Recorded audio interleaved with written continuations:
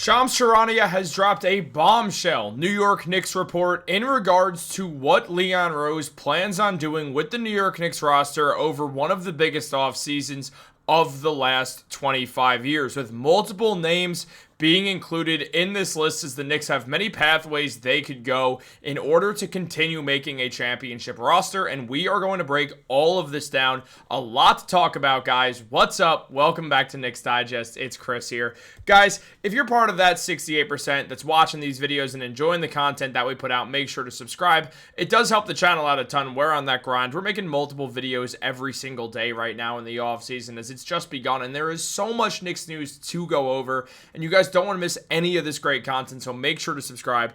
But let's jump into it. There's a lot to go over because Shams Charania, he revealed a bombshell New York Knicks report today, as when he was asked about the Knicks, a lot came out about what their team is going to look like in the 2025-2026 season. As we know, Leon Rose is no stranger to making massive changes to the New York Knicks roster. He's done it before, and he's done it often since the Knicks started making changes to this team. What's crazy is when you think about that last season, not the one that just ended, the one that ended prior to this, the one that ended at the hands of the Indiana Pacers in 2024, and that 2023-2024 season. Remember, the New York Knicks starting lineup included Jalen Brunson, Quentin Grimes, RJ Barrett, Julius Randle, and Mitchell Robinson. That lineup entirely changed for the starters outside of Jalen Brunson. Yes, Josh Hart was on the team, but Mikal Bridges, OG Anunoby, and Karl-Anthony Towns were not. Leon is making changes, and he's making them fast to see what works best for the Knicks.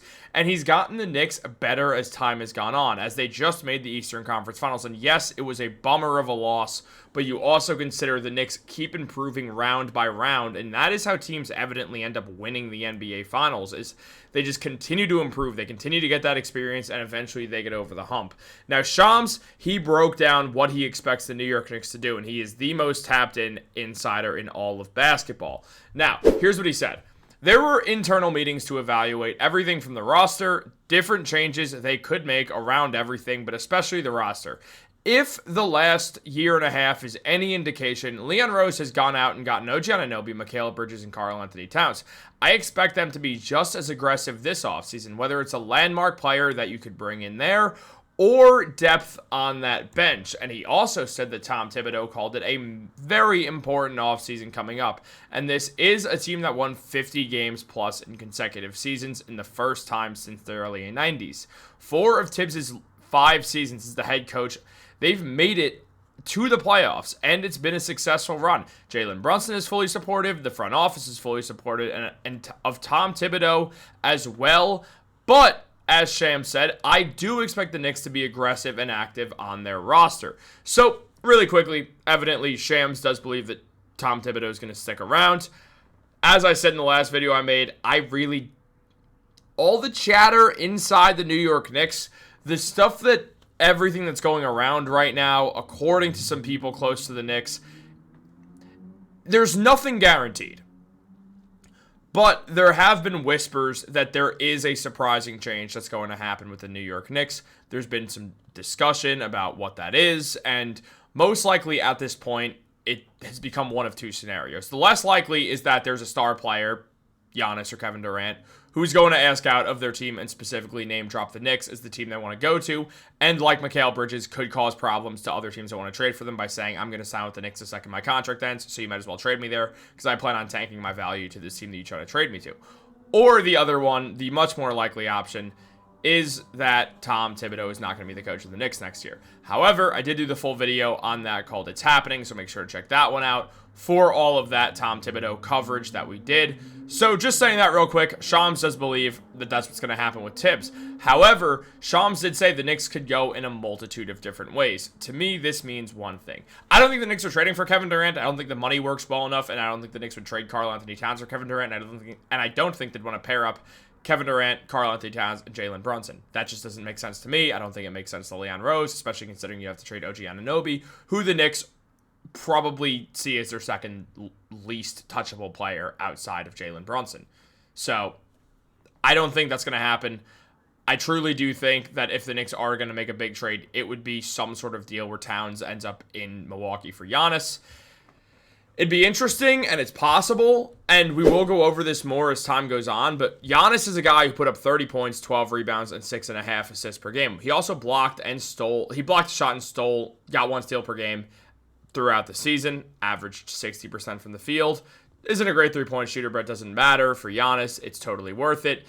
You do have to consider the fact that Giannis makes a lot more sense with Karl-Anthony Towns than Mitchell Robinson. However, the Knicks would end up trading Towns for him, and we don't really have an idea what would happen after that, considering that feels like a scenario that is something that would not happen for another month. So we'd have to wait for the rest of basketball to kind of pan out until then. On top of that, there's the other idea here. The Knicks do make smaller moves. But in regards to Giannis, what we've seen is, as mentioned, there will be continuity as the word of the offseason, according to Alan Hahn, who does expect Cat and Tibbs to be back next season, unless it is for Giannis Antetokounmpo, a man who was spotted in New York soon after the team got eliminated. And it was also mentioned that basically by Sleeper Knicks that you can go get Giannis if you want. It's just something that seems unlikely. The other option is pretty simple.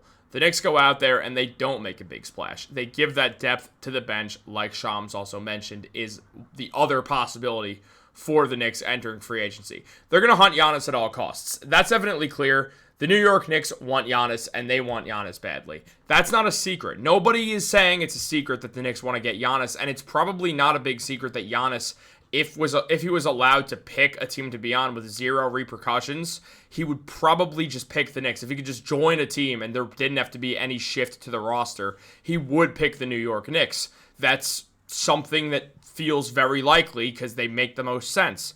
However, we don't live in that world. We don't live in a fantasy world, and Giannis would have to be traded for a ton of the Knicks assets that the Knicks might not have enough of to trade for Giannis.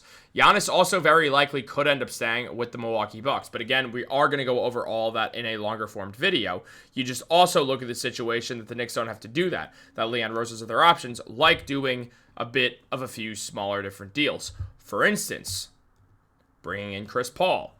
There's been a lot of chatter surrounding Chris Paul and the New York Knicks recently. Sleeper Knicks said that they think if the Knicks do have a low-key offseason, it would involve signing Chris Paul to a one-year deal worth around $6 million.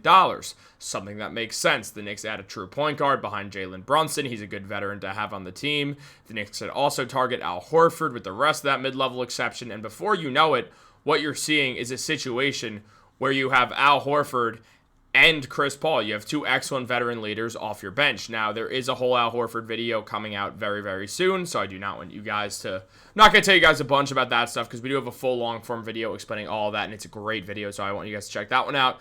But the Chris Paul stuff does become interesting very quickly.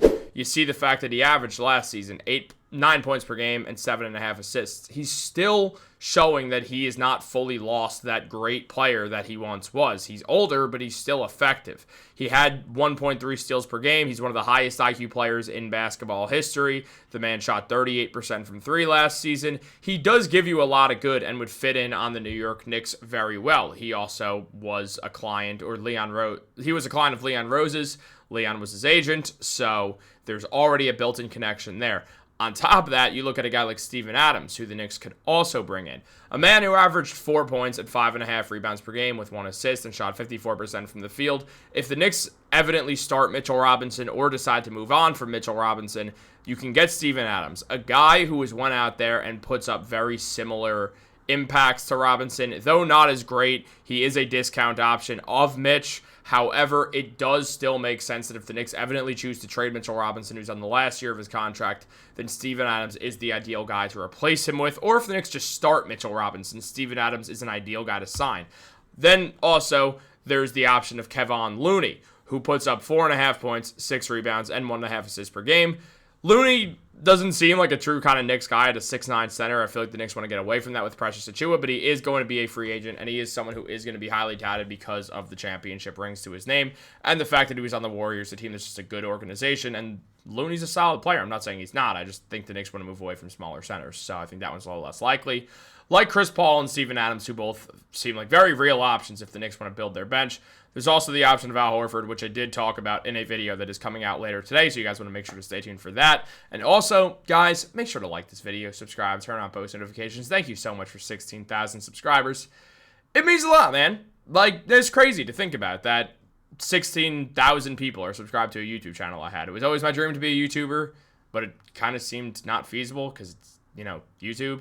But it's a beautiful thing. And I do appreciate all of you guys that have subscribed or liked or viewed a video or commented something positive, or if you've commented saying you hate me, because I do get those as well. And honestly, they're kind of funny. So it is what it is. Guys, thank you so much for the support. Thank you so much for watching the video. Have a great day. I am filming this at 11:35 p.m. at night. It's coming out in the morning. I'm exhausted, so I am not going to go to bed. I'm actually going to go play The Last of Us. So have a great day and go Knicks.